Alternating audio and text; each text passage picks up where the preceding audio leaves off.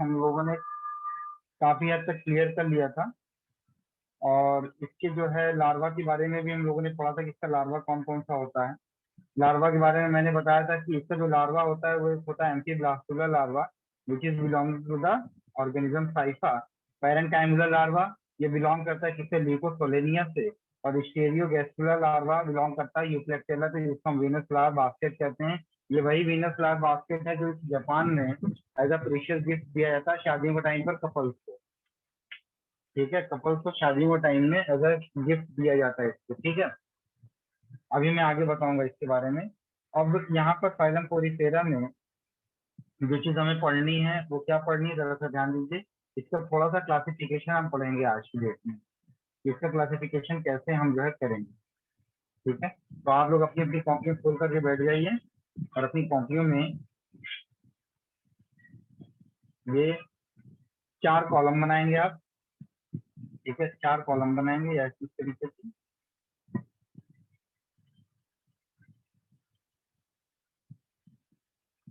ये 4 कॉलम आप बनाएंगे इस तरीके से। ठीक है, ये हो गया।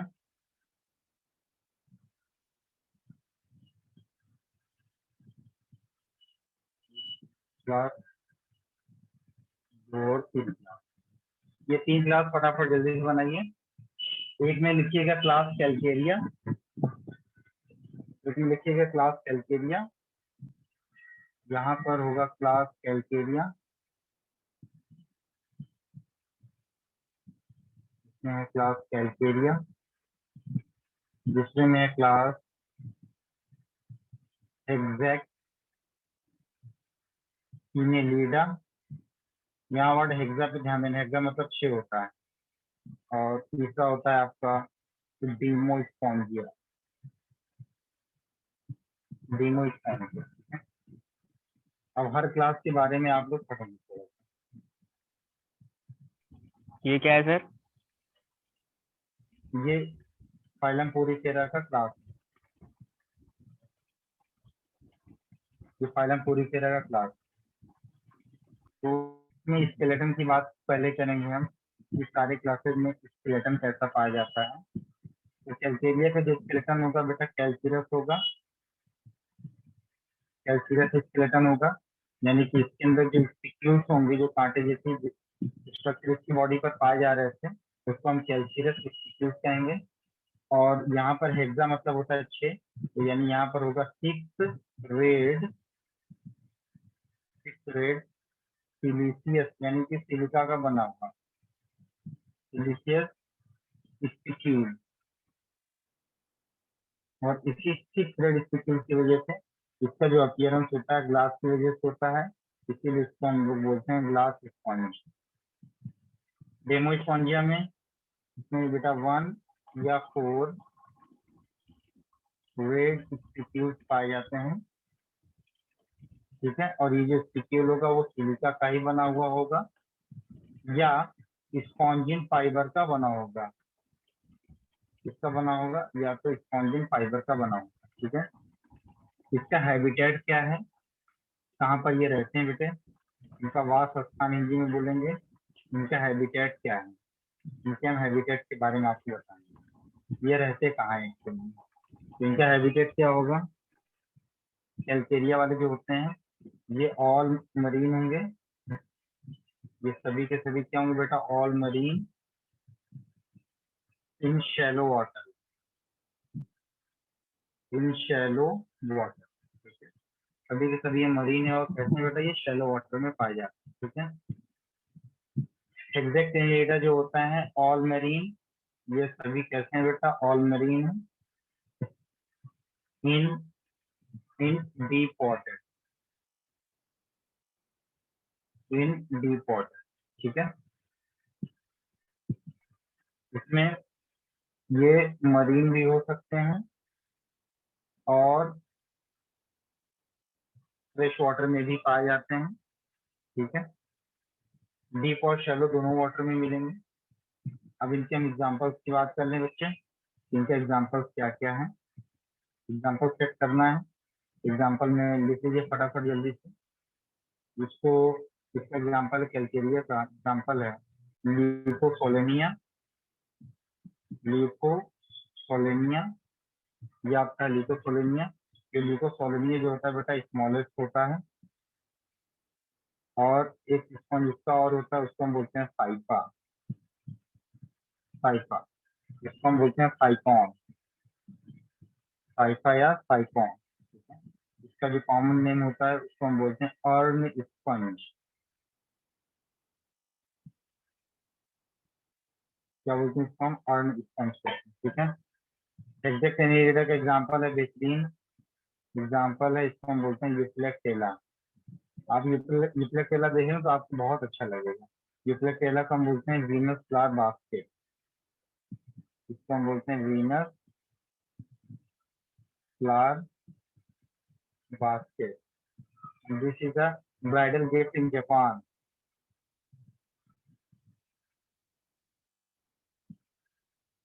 In Japan. इसी में आपका दो स्पंज और आता है, नाम याद रख पाए तो अच्छा है, नहीं तो कोई बात नहीं। कौन कौन सा नाम है?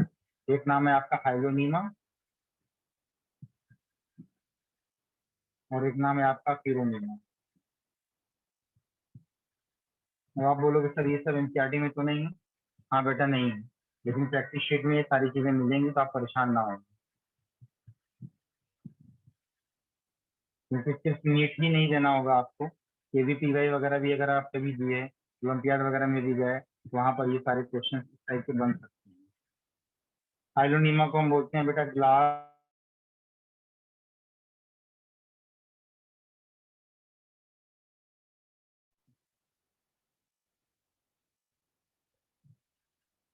हम कहते हैं बॉडी, ठीक है।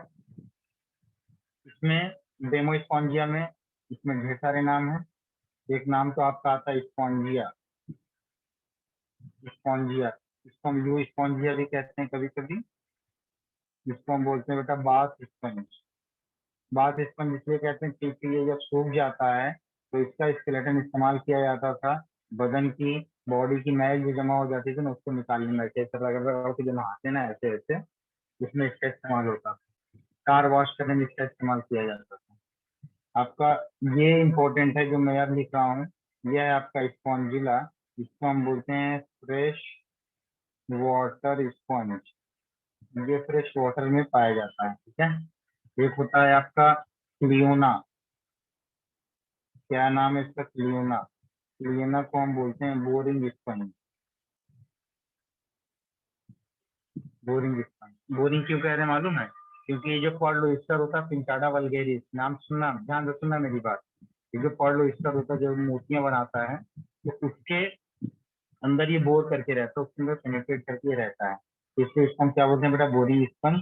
It is harmful for it is harmful for oyster harmful for oyster, ठीक है। और एक होता है कैलाइना। सर क्यों कहते हैं क्या? इसको बोरिंग स्पॉन्ज? क्योंकि ये जो oyster होता है ना, मोतियां जो होती हैं, पर्ल जो होता है, उस पर्ल के अंदर ये पेनिट्रेट करके रहता है, इससे उसको नुकसान पहुंचाता है, इसलिए बोरिंग स्पंज कहते हैं। एक एग्जाम्पल इसका है आपका कैलाइना। क्या नाम है इसका? कैलाइना। कैलाइना को हम बोलते हैं मरमेड फ्लश।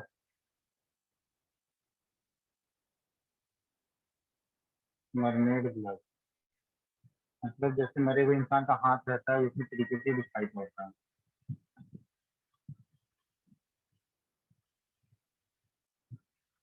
ठीक है।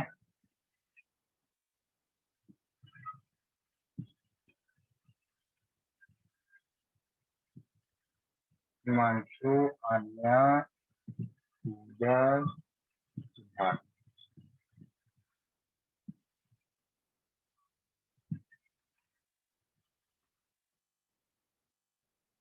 ये सिद्धार्थ के पीछे फोटो कौन सी लगाई है?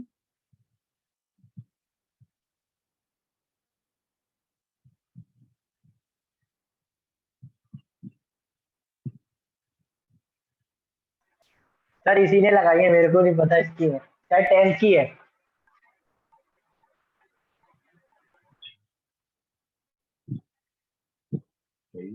हो गया बच्चे ये?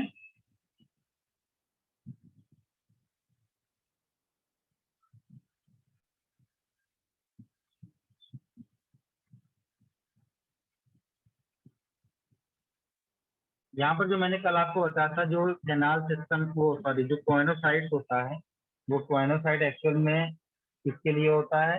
वो आपके फीडिंग मैकेनिज्म में, यानी कि डाइजेस्टिव एक्टिविटी में इन्वॉल्व होता है।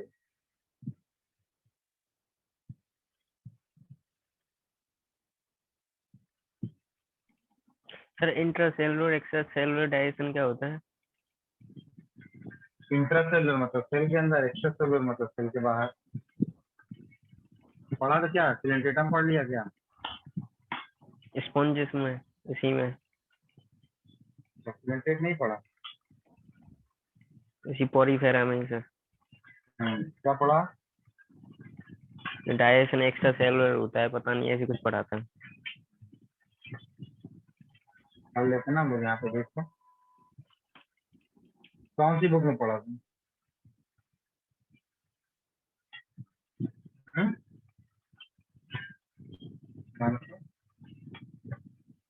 कौन से बुक में पढ़े थे बच्चा? क्वेश्चन था सर।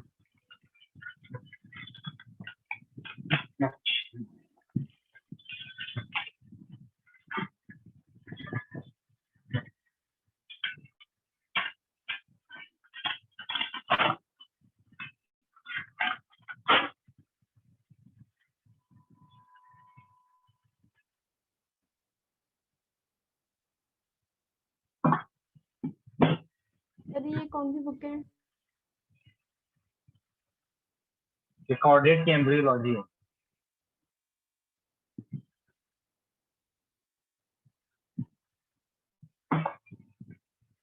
चलिए,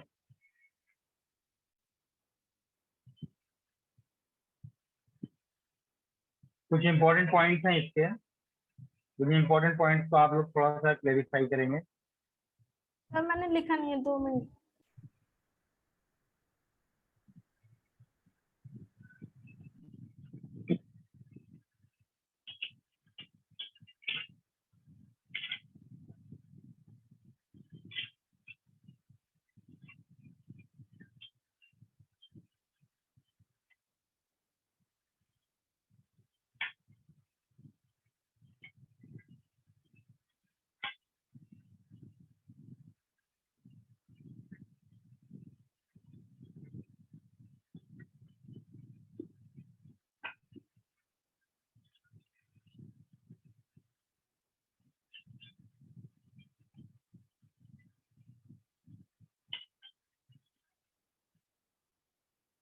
हो गया सर। देखो बेटा, कुछ पॉइंट्स मैं बता रहा हूँ, उसको लिख लीजिए। आपका जो लार्जेस्ट स्पंज है,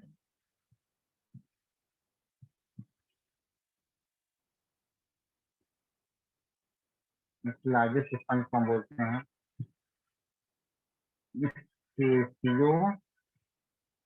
स्पॉन्जिया। स्पॉन्जिया आपका जो हाइपोथेटिकल स्पंज है, वो है आपका कोलिन्थस।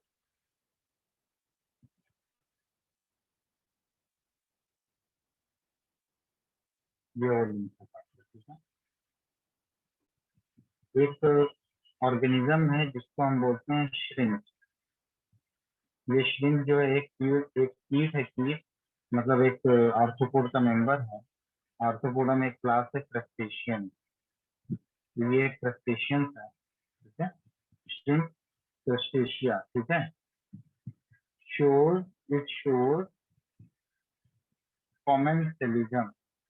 इसको कॉमेंसेलिज्म, कॉमेंसेलिज्म का मतलब क्या होता है? ऐसा रिलेशनशिप जिसमें एक ऑर्गेनिज्म दूसरे से फायदा तो उठाए, लेकिन दूसरे वाले को ना तो फायदा हो रहा है ना ही नुकसान होता है।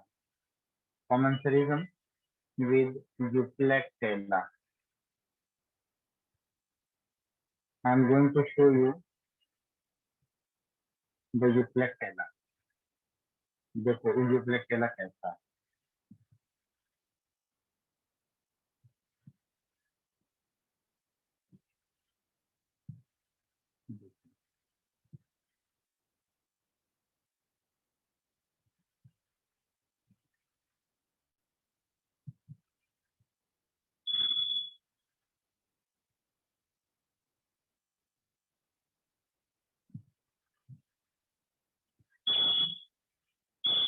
देखो ये यूप्लेक्टेला है, इसकी ब्यूटी देख रहे हो,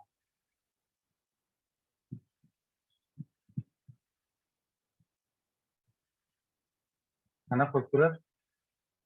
Commonly called as Venus star basket is a genus of marriage gift in Japan because this sponge usually includes shrimp pairs which lives in this sponge till death.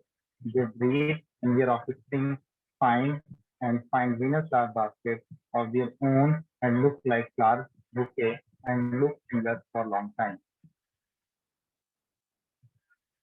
समझ में आया? दोनों का कंसेप्ट यहाँ पर क्लियर हो गया।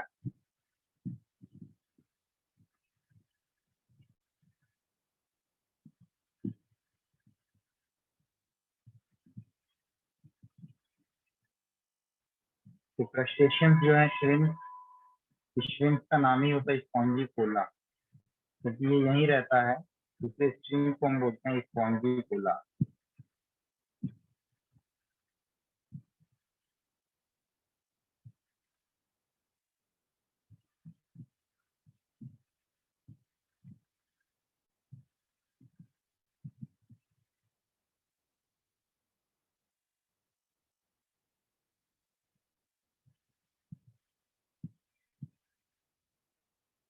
सर हाइपोथेटिकल मतलब ख्यालों में, जैसे तो मैं ये जैसे मान मैं ऐसे हाइपोथेटिकल मान, स्पॉन्ज। हाँ मतलब ऐसा स्पंज एग्जिस्ट नहीं करता है, जबकि इसको जो हाइपोथेटिकल इसलिए कह रहे हैं कि जितना भी स्पंज का कैरेक्टर होता है हमने इसको उस तरीके से बनाया कि भाई ये एक स्पंज अगर होता होगा तो ऐसा होता होगा।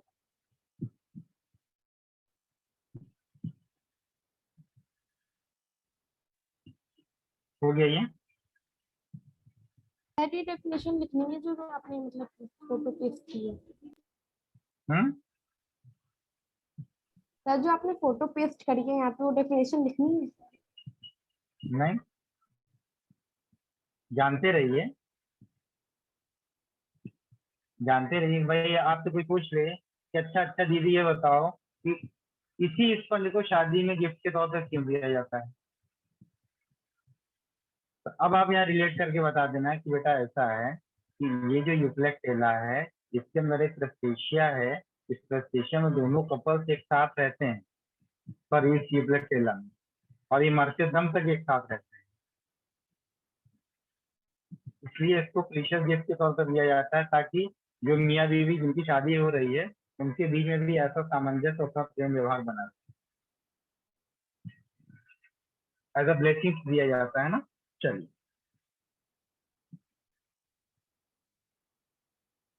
यहाँ पर हम लोग बात करने जा रहे हैं बेटा फाइलम सिलेंट्रेटा की, इसकी फाइलम सिलेंट्रेटा की। लेकिन इसमें एक चीज आप जान लीजिएगा कि आपका ये जो स्पॉन्जेस हैं, पोरिफेरंस हैं, इनकी जो लाइफ लाइन होती है ना, इनकी जो लाइफ लाइन होती है वो लाइफ लाइन है आपकी कैनाल सिस्टम। ये कैनाल सिस्टम इनकी लाइफ लाइन होती है, और ये जो कैनाल सिस्टम होता है 3 टाइप का होता है, ठीक है। ये कैनाल सिस्टम 3 टाइप का होता है। एक होता है आपका एस्कॉन टाइप, दूसरा होता है आपका साइफॉन टाइप, और तीसरा होता है ल्यूफॉन टाइप। एस्कॉन जो होता है सबसे सिंपलेस्ट होता है, और जो ल्यूफॉन होता है सबसे कॉम्प्लेक्स होता है। मतलब ये बीच वाला जो है ये मॉडरेट।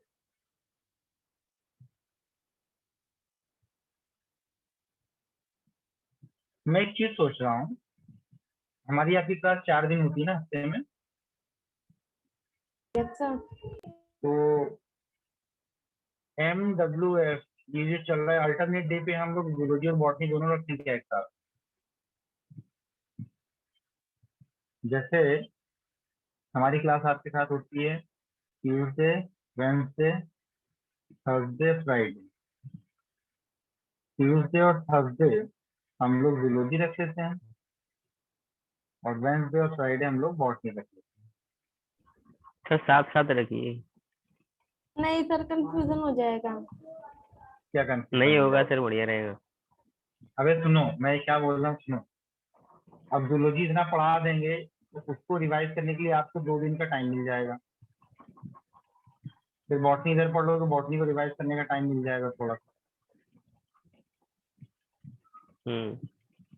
बेटा अब तो प्रेशर लेना पड़ेगा, बहुत स्पून फिटिंग हमने करवा दी आप लोगों को।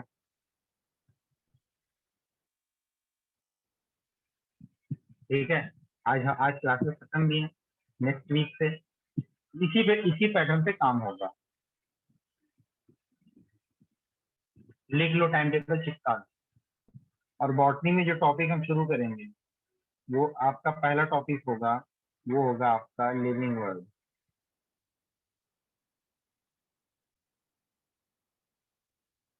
ठीक है,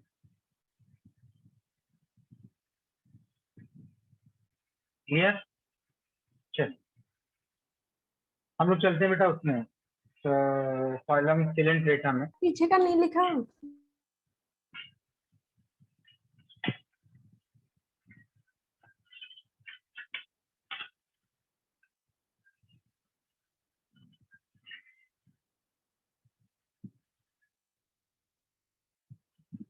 हो गया सर।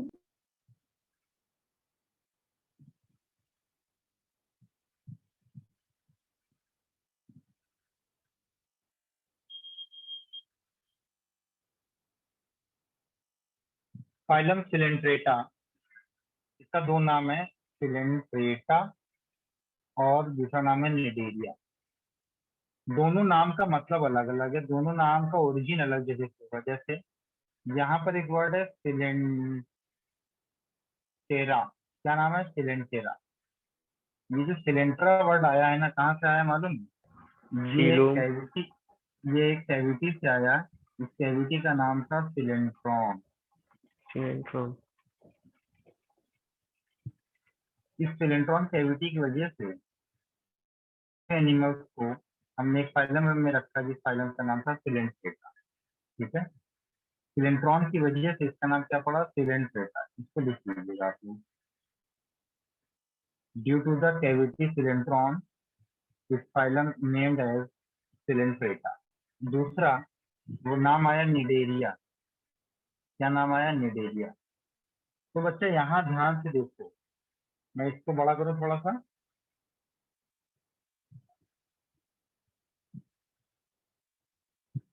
ये देख रहे हो ये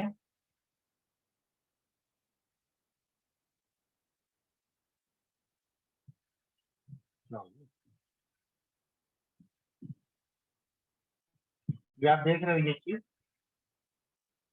ये जैसे दाढ़ी मूछ निकली हुई है ना, एक्चुअल में दीज आर द टेंटिकल। ये क्या है? ये इसको हम कहते हैं टेंटिकल।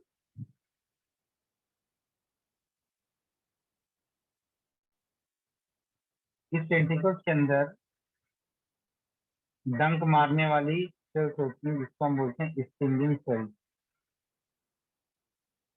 इस स्टिंगिंग सेल्स के अंदर जो स्टिंगिंग सेल्स का टाइप होता है उसको हम बोलते हैं नीडोसाइट, या इसी का दूसरा नाम होता है नीडोब्लास्ट।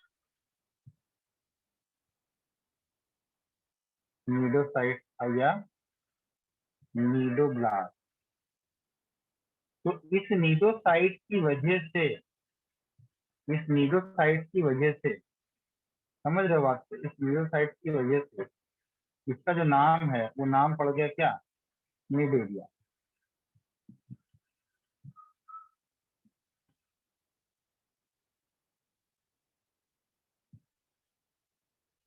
समझ में आई बात? ये जो न्यूरोब्लास्ट सेल्स है वो कुछ इस तरीके से दिखाई पड़ता है। ये देखो, ये डायग्रामेटिक प्रेजेंटेशन है इसका न्यूरोब्लास्ट सेल्स। और ये जो न्यूरोब्लास्ट सेल्स है ये डिस्चार्ज है, अनडिस्चार्ज नहीं है। इसका ये वाला जो एरिया दिख रहा है ये इसका क्या है, फ्लैगेला लाइक स्ट्रक्चर है। हालांकि ये स्टिंगिंग है, ये स्टिंग मारने वाला होता है। इसी के अंदर से जहर निकलता है, और इसके अंदर से जो जहर निकलता है, इस न्यूरोब्लास्ट से जो पॉइजन निकलता है, ये जो इसके अंदर से जो पॉइजन निकलता है वो पॉइजन बड़ा ही टॉक्सिक होता है। अच्छा, पॉइजन है तो टॉक्सिक तो रहेगा ही, मैं भी कैसी बातें कर रहा हूँ। टॉक्सिक होता है, और ये टॉक्सिक जो होता है वो फिनॉल डेरिवेटिव होता है। केमिकल होता है ना फिनॉल, इस फिनॉल का ये डेरिवेटिव होता है ये। और इस डेरिवेटिव फिनॉल को हम क्या बोलते हैं, हिप्नोटॉक्सिन। क्या बोलते हैं इसको हम, हिप्नोटॉक्सिन। होता क्या है, देखो इधर मेरी तरफ, जैसे मान लो ये हमारा सरफेस, ये बुक हमारा सरफेस है कोई, ये इसके ऊपर ये हाइड्रा ऐसे बैठा हुआ है, इस तरीके से हाइड्रा बैठा हुआ है। ठीक है, मेरा हाथ दिख रहा है ना, हाँ ये हाइड्रा बैठा हुआ है। हाइड्रा इस तरीके से पानी में अपना ये टेंटिकल्स हिलाता रहता है, ऐसे ऐसे ऐसे ऐसे हिला रहे, अपनी जगह पे ही बैठा रहेगा, ऐसे हिलाता रहेगा। जैसे ही वाटर करंट के थ्रू कोई साइक्लोप्स है, कोई डैफनिया है, ये इसके बड़े प्रिय भोजन होते हैं, ये इसके करीब पहुंचा और एक टेंटिकल्स अगर टच हुआ तो सारी की सारी टेंटिकल्स जितनी ज्यादा एक्टिव होती हैं, तुरंत इसको पकड़ करके, तुरंत इसको ऐसे पकड़ करके जितना अपना स्टिंग है इसके अंदर तुरंत चुभा देंगी। और जो शिकार होगा, ठीक है, जो आपका प्रे होगा वो तुरंत जो है पैरालाइज हो जाएगा। क्यों पैरालाइज हो जाएगा, because of this hypnotoxin. Because of this hypnotoxin वो जो प्रे है वो पैरालाइज हो जाएगा। और फिर ये बड़ा बड़ा क्या ला सकता है, ये क्या करेगा, इसको ऐसे घुमाएगा और अपने माउथ के अंदर डाल देगा, जिसको हम हाइपोस्टोम। ठीक है, यहाँ पर इस कहानी को ऐसे समझ लीजिए आप लोग। क्या कह रही है हमारी NCERT, they are aquatic, mostly marine, sessile होती है, मतलब एक जगह पर फिक्स रहते हैं। ससाइल का मतलब एक जगह पर फिक्स रहना। थ्योरी की क्लास में मैंने बताया था, ये जो वर्ड आया है ससाइल, ये जो वर्ड ससाइल आया है, ससाइल का मतलब होता है फिक्स। ठीक है, और या तो ये कैसे होंगे बेटा, फ्री स्विमिंग होंगे, रेडियली सिमेट्रिकल एनिमल्स हैं। The name cnidarians derived from the neuroblast और neurocyte which contain the stinging capsule or nematocyst. ठीक है, present on the tentacles of the body. Neuroblasts are used for anchorage, मतलब पकड़ने के लिए, defence बचाव के लिए, and for the capture of the prey, capture of the prey. ठीक है, ये वाला cnidarians exhibit tissue level of organisation. इस पॉइंट को याद करना, क्या कहते हैं बेटा, tissue level of organisation and diploblast. ठीक है, they have a central gastrovascular cavity with a single opening mouth on the hyposphere. ये जो आपका गैस्ट्रोवेस्कुलर कैविटी होता है, गैस्ट्रोवेस्कुलर कैविटी होता है, इसी गैस्ट्रोवेस्कुलर कैविटी को हम सिलेंट्रॉन कहते हैं। जैसे मान लीजिए ये डायग्राम बना हुआ है ना, आपका एनसीईआरटी में ये डायग्राम बना है, तो यहाँ पर ये जो कैविटी दिख रही है, इसी कैविटी को हम क्या बोलते हैं बेटा, इसी कैविटी को हम बोलते हैं गैस्ट्रोवेस्कुलर कैविटी या सिलेंट्रॉन। और ऊपर की तरफ ये जो ओपनिंग दिख रहा है, इस ओपनिंग को हम बोलते हैं हाइपोस्टोम। हाइपोस्टोम, ठीक, इसका आप ऐसे समझिए, जैसे सिंपल सा अगर हम एक हाइड्रा का डायग्राम बनाएं, तो ये स्ट्रक्चर जो देख रहे हो, ये स्ट्रक्चर मान लीजिए ये क्या है, ये सबस्ट्रेटम है। सबस्ट्रेटम मतलब जहाँ पर ऑर्गेनिज्म चिपका हुआ है। ठीक, और उसके बाद ये है आपका हाइड्रा।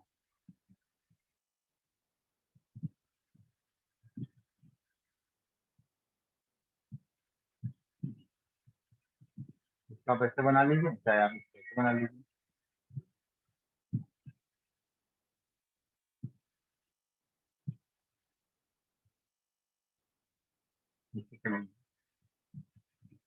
ये हाइड्रा है। हाइड्रा का ये वाला जो पॉइंट है, ये वाला इसका ये वाला पॉइंट, इसको हम बोलते हैं ट्विडल डिस्क। इसको हम कहते हैं ट्विडल डिस्क। ये जो दिख रहा है ये एक ही जगह पर फिक्स है, इसको हम बोलते हैं बेटा सबस्ट्रेटम। इसके ऊपर के रीजन पर यहाँ पर ये देखो, यहीं पर आपको पेंटिकल्स दिखाई देंगे।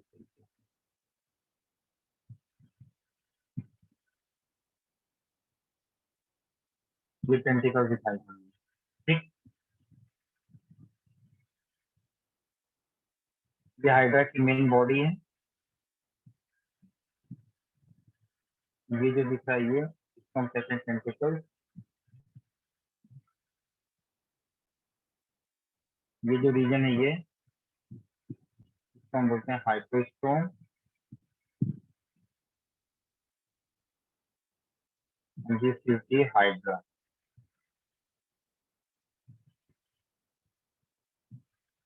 बड़ी बड़ी कहानियां हैं।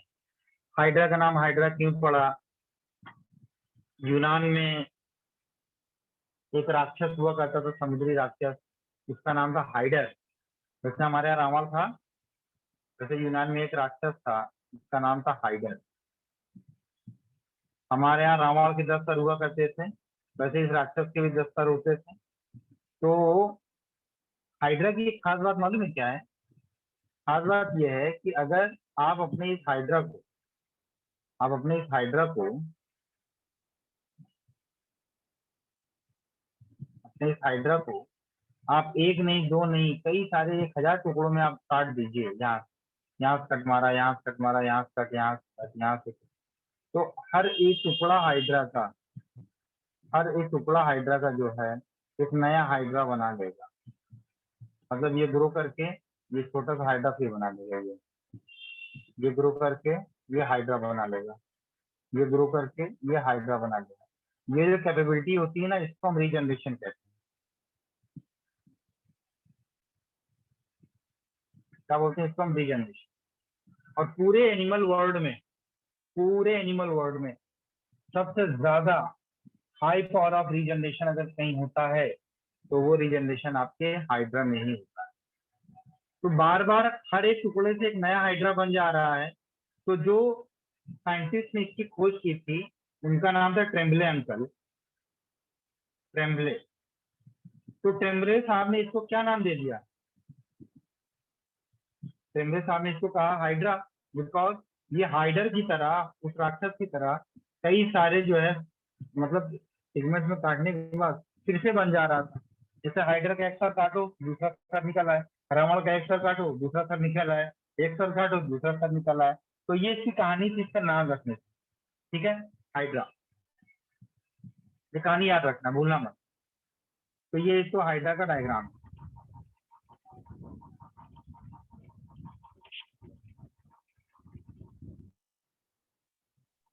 सर जो ये रीजनरेशन होता है, हाँ हाँ, उसको सर डिटेल में पढ़ेंगे ना हम आगे? रीजनरेशन जैसा टॉपिक डिटेल में तो है ही नहीं। तो सर ये पता करना था कि सर ह्यूमन बींग्स में क्यों नहीं होता है और जो अलग है ह्यूमन उनमें बींग्स में होता है रीजनरेशन बेटा। ह्यूमन बींग्स में लिवर में होता है रीजनरेशन। कटिंग पार्ट से पूरा ऑर्गेनिज्म कहाँ से आ जाता है सर? 2 टाइप का रीजनरेशन होता है।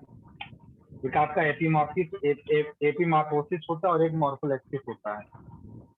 ठीक है, वो इस बुक में है, एपीमॉर्फोसिस और morpholaxis regeneration. That is not in our syllabus. ठीक है, हमारे सिलेबस में नहीं है। बस इतना ही हमें पढ़ना है कि रीजनरेशन होता है। ये क्यों का जवाब, कैसे का जवाब, जब हम इसके साथ टेलोमियर को इंक्लूड कर लेंगे तो सब हमें कहाँ मिलेगा? सब हमें मिलेगा जब हम एमबीबीएस करने के बाद इन चीजों में जाएंगे तब। समझो बेटा, यही सबसे बढ़िया चीज होती है। जरूरत ये होती है कि हमें क्या नहीं पढ़ना है, पहले ये जानो।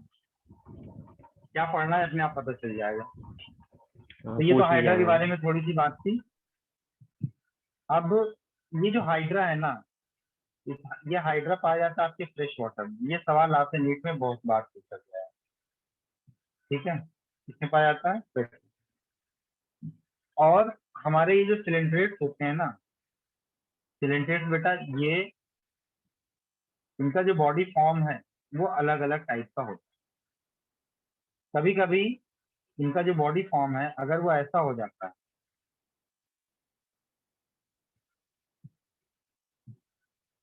अगर इनका बॉडी फॉर्म कैसा है, ऐसा है, लंबा,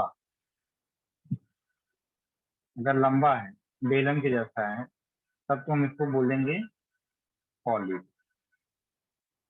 क्या बोलेंगे इसको हम, पॉलिप। और अगर इसका स्ट्रक्चर ऐसा है, मेड्यूसा। अगर इसका स्ट्रक्चर ऐसा है, ठीक है, तब हम इसको क्या बोलेंगे, मेडुसा।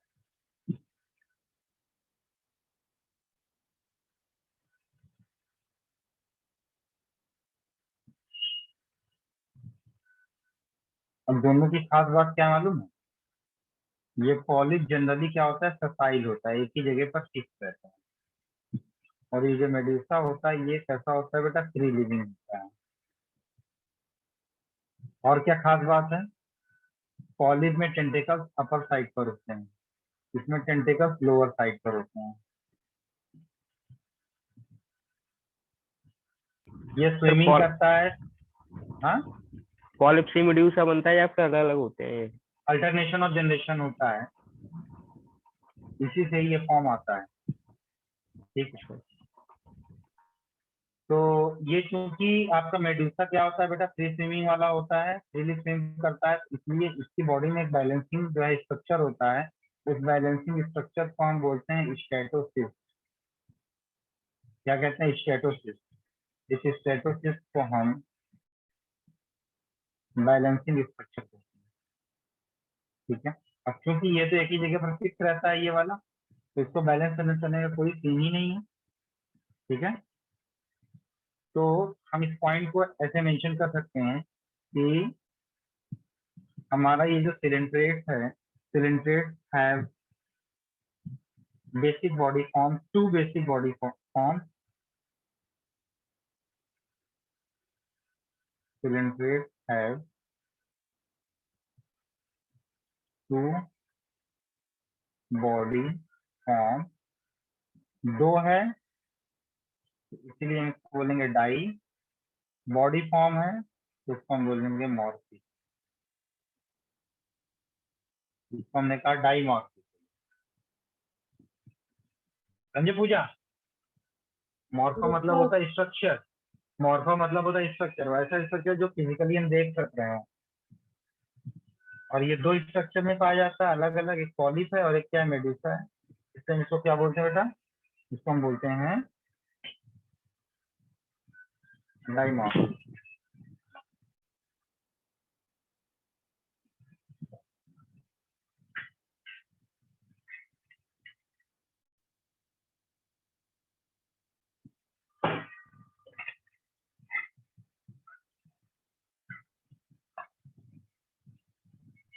चलो, हो गया, ये लिख लिया। Yes sir. सर ये स्पेलिंग नहीं समझ में आ रही। कौन सी? ये ये वाली STRE।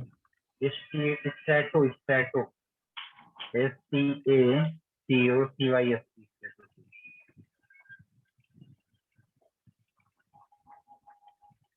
हाँ ठीक है, चलो।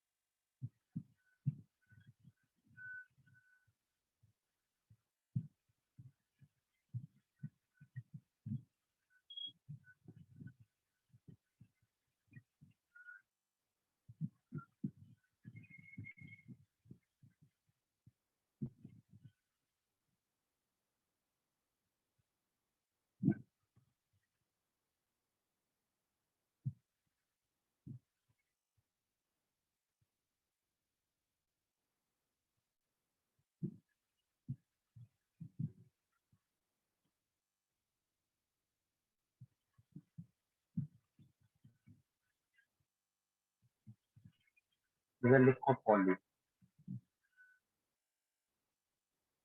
और इधर लिखो मेडुसा।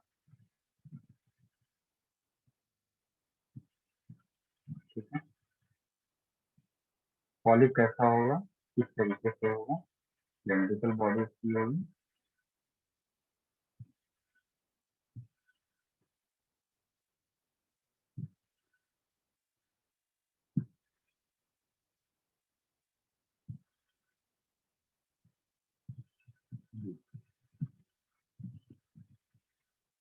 कैसा है पॉली। इसका एग्जाम्पल क्या है, हाइड्रा भी हम लिख सकते हैं। एग्जाम्पल है आपका एडेंसिया। और ये जो है आपका मेडुसा, ये किस तरीके से दिखाई देता है आपकी,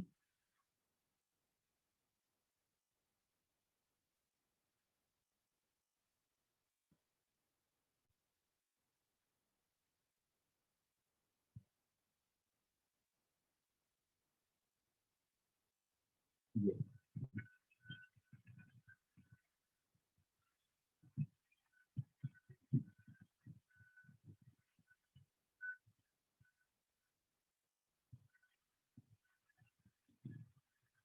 इसको बनाते हुए चलो।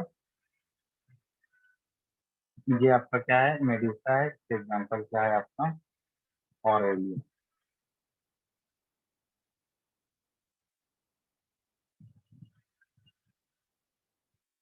ठीक है, अभी इनका छोटा छोटा कैरेक्टर है, वो कैरेक्टर। ठीक है, कैरेक्टर क्या है, आपकी बॉडी ये जो है पॉली वाली जो बॉडी वो कैसी है,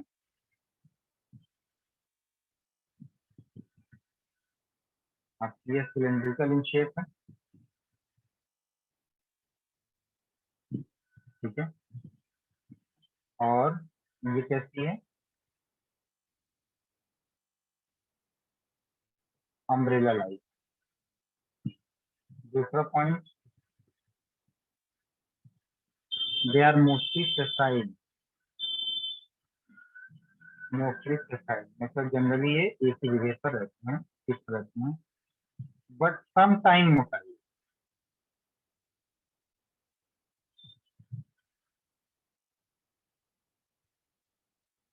और ये जनरली कैसे होते हैं बेटा, ये फ्रेश नहीं,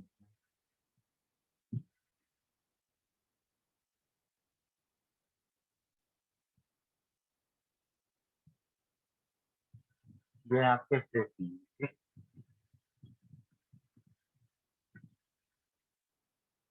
तीसरी बात, या तो ये अकेले रहना पसंद करते हैं, मे बी सॉलिटरी, या ये कॉलोनी में रहना पसंद करते हैं, कॉलोनी में।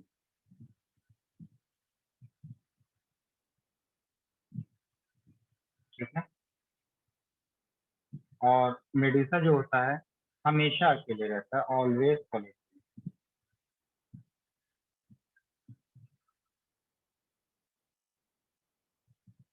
Always solitary. ठीक है, इसमें ये माउस रीजन है और ये टेंटेकल है। एक मिनट रुकना बेटा।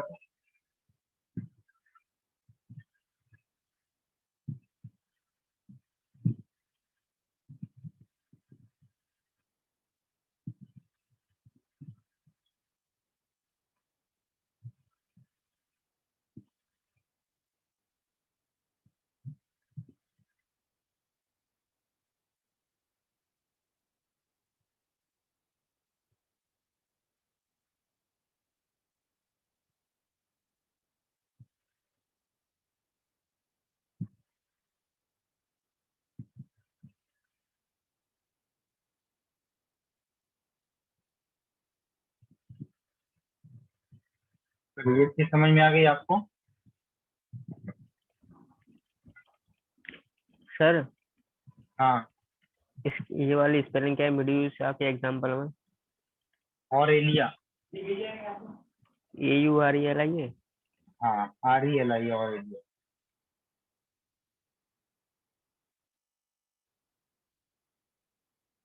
सर ये सभी एग्जाम्पल याद करने पड़ेंगे? हाँ बेटा, याद तो करने पड़ेंगे और याद हो भी जाएगा, उसमें चिंता मत करना। 2 साल का बहुत टाइम है हमारे सर। पास है, 2 साल का टाइम हमारे पास है, हम याद करवाएंगे। जाके 12th वाले बच्चों से पूछो, उनको इस टॉपिक में बड़ी दिक्कत आती थी, लेकिन धीरे धीरे जैसा जैसा हमने कहा वैसा वैसा उन्होंने किया, इसलिए वो चीजें आज उनकी जबान पे रट गई, बिल्कुल रट गई। इसे चिंता तो करना मत। हम्म। अब तुम सोचो, जब doctor Himanshu Verma operation theatre में जाएंगे, हाँ, अब उनको आर्टरीज कट करना, आर्टरीज को बचाना है, वेन्स को बचाना है। सब आर्टरी का नाम अलग है, सब वेन्स का नाम अलग है, ब्रेन के अलग अलग पार्ट्स का नाम अलग अलग है, बॉडी की अलग अलग मसल्स हैं, अलग अलग मसल्स का नाम सब अलग अलग है। सर बॉडी के याद करने में तो कोई दिक्कत नहीं है, इनसे क्या लेना देना सर डॉक्टर का? बेटा है देना देना, पूछो क्यों? क्योंकि दीज आर द प्रिमिटिव, ये सब प्रिमिटिव है हमारे, हमारी ओरिजिन इन्हीं के लाइन से हुई है। तो जब कभी हम डीएनए वगैरह की स्टडी करते हैं तो हम एंसेस्टर में जाते हैं और एंसेस्टर से हम तक आते हैं। अब आप बोलोगे सर फिजिक्स पढ़ते ही क्यों है, उनका बायो में कोई काम ही नहीं। बेटा फिजिक्स इसलिए पढ़ा जाता है ताकि आपका माइंड शार्प रहे, ताकि आप चीजों को अच्छे से सोच सकें, समझे आप? तो अच्छा आप चलो, ये और एडेंसिया, ये एडेंसिया बड़ा कलाकार होता है, पता है? ये बड़ा ही कलाकार होता है। ये जो हर्मिट क्रैब होता है, किंग क्रैब, केकड़ा, ये केकड़े की पीठ के ऊपर सवार रहता है और वो केकड़ा घूमता रहता है पानी में, यहाँ से वहां, वहां से वहां, वहां से वहां। इसको फ्री की घुमाई मिल जाती है, फ्री की ट्रेवलिंग मिल जाती है। अब क्योंकि इस एडेंसिया के बॉडी पर क्या पाया जा रहा है बेटा? टेंटिकल्स पाया जा रहा है, ठीक है? ये टेंटिकल्स पाया जाता है ना, ये छोटा, ये टेंटिकल्स होता है, ये जैसे अभी आपने ये देखा था, ये वाला, ये एडेंसिया ही है, ठीक है? ये एडेंसिया, ये ये टेंटिकल्स पाया जा रहा है। तो इस टेंटिकल्स की वजह से इसके नीचे जो हर्मिट क्रैब है वो जो है उसको प्रोटेक्शन मिल जाता है। अब कोई भी अगर प्रेडेटर, कोई शिकारी अगर इसको आकर के हर्मिट क्रैब को मारने की कोशिश करेगा तो सबसे पहला सामना किसके साथ होगा? इस एडेंसिया के साथ होगा ना। और हर्मिट क्रैब निश्चिंत है, क्या है वो? निश्चिंत है, हमको कोई खतरा ही नहीं, आने दो। जैसे वो आएगा ये अपना टेंटिकल्स मारेगा, छोड़ेगा, तुरंत फटाखट फटाखट पैरालाइज करना शुरू कर देगा, वहां से उसका प्रेडेटर जो होगा बन जाएगा। अब देखो नेचर ने कितना खूबसूरती से सारी चीजों को क्या किया है, ड्रॉ किया है। हम आपसे हो पाएगा? हम आपसे कतई नहीं हो सकता, कभी नहीं हो सकता। सर तब भी कुछ लोग कच्चा तो खा जाते हैं उसको। देखो खाने का क्या, वो बिगाड़ रहे हैं ना, बना थोड़ी रहे, यहाँ बनाने की बात है।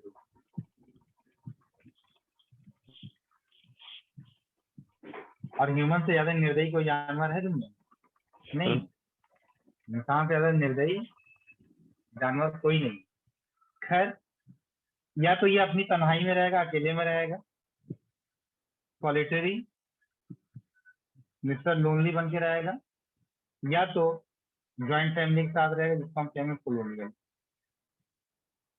ये देखो फ्री स्विमिंग है, इसको फैमिली में इसको देना देना है नहीं। ये तभी अपने पार्टनर के पास आएगा जब मीटिंग करनी होगी, जब मीटिंग करनी हो तभी अपने पार्टनर के पास आएगा, नहीं तो ये अकेले घूमता रहेगा हमेशा। और इसमें मैंने बताया कि बेटा इसका जो माउथ होगा और इसका जो टेंटिकल्स होगा डायरेक्टेड किस तरफ होगा, इसका डायरेक्शन होगा किधर? आर डायरेक्टेड अपवर्ड, ऊपर की तरफ। अभी मैंने बताया था ना इससे पहले, ऊपर की तरफ होगा, और यहाँ पर डाउनवर्ड होगा,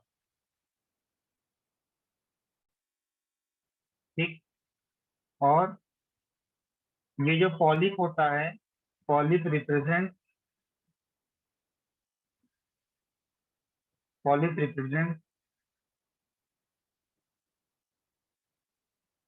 asexual form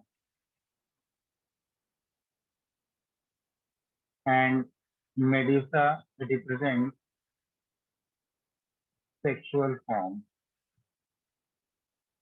मतलब मेडुसा में जो रिप्रोडक्शन होगा वो सेक्सुअली होगा, मतलब मेल और फीमेल गैमेट के फ्यूजन से, और पॉलिप में जो रिप्रोडक्शन होगा वो एसेक्सुअल होगा, मतलब यहाँ पर बर्डिंग के थ्रू या फ्रेगमेंटेशन के थ्रू इस तरीके से रिप्रोडक्शन होगा।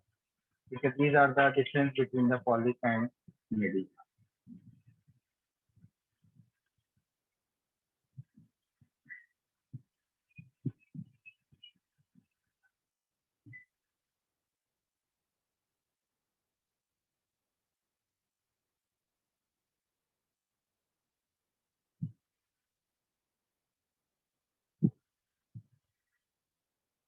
सर हो गया। एक पॉइंट लिखिएगा, important point. Polyp produces medusa. Polyp produces medusa या मेडुसी कह सकते हैं asexually.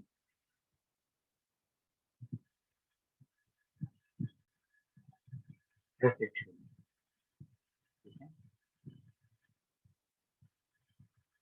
And this medusae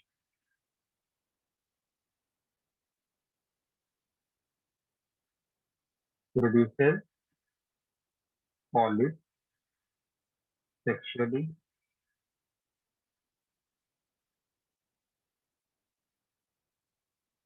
ये जो फेनोमेना है एसेक्सुअल, अब देखो ये पॉलिप कैसा था, आपका एसेक्सुअल था ना, एसेक्सुअल फॉर्म को रिप्रेजेंट कर रहा था, और मेडुसी किसको रिप्रेजेंट कर रहा है बेटा, सेक्सुअल फॉर्म को रिप्रेजेंट कर रहा है। तो यहाँ पर सेक्सुअल से एसेक्सुअल में आना और एसेक्सुअल से सेक्सुअल में जाना, it is a type of alternation of generation, मतलब एक जनरेशन का दूसरे जनरेशन में बदल जाना।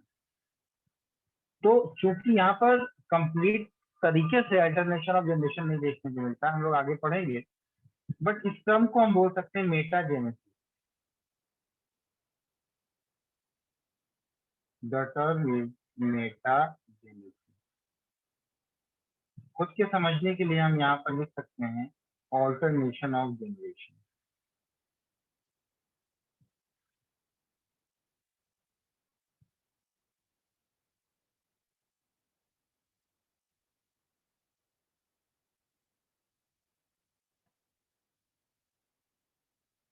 ऑल्टरनेशन ऑफ जनरेशन, इसका बेस्ट एग्जांपल जो है, इसका बेस्ट एग्जांपल जो है वो है आपकी कोबेलिया कॉलोनी।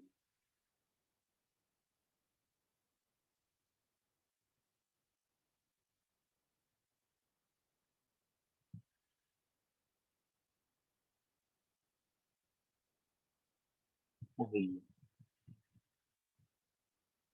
ठीक,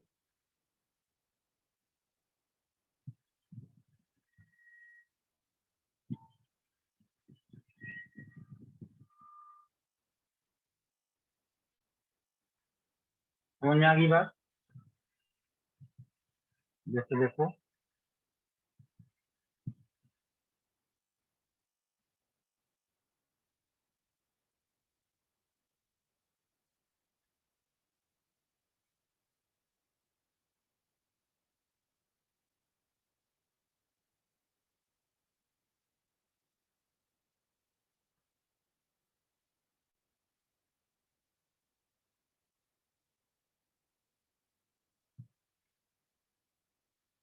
ये सब फॉर्म देख रहे हो, ये मतलब कौन सा फॉर्म है, ये मेडुसा का फॉर्म है। ये सारी चीजें कहाँ की हैं मालूम है, ये सब एमएससी वाली चीज है, आपको पढ़ना है नहीं बिल्कुल भी। चलिए कोई नहीं, आपको एक चीज मैं दिखाता हूँ, देखिए।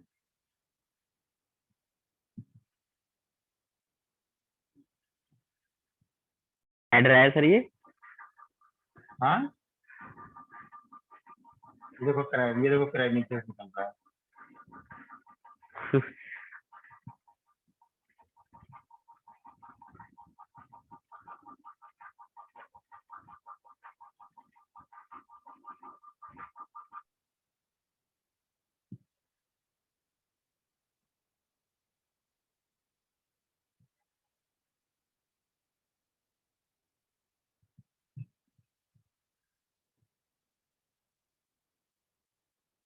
ये चीजें ऐसी होती हैं भैया।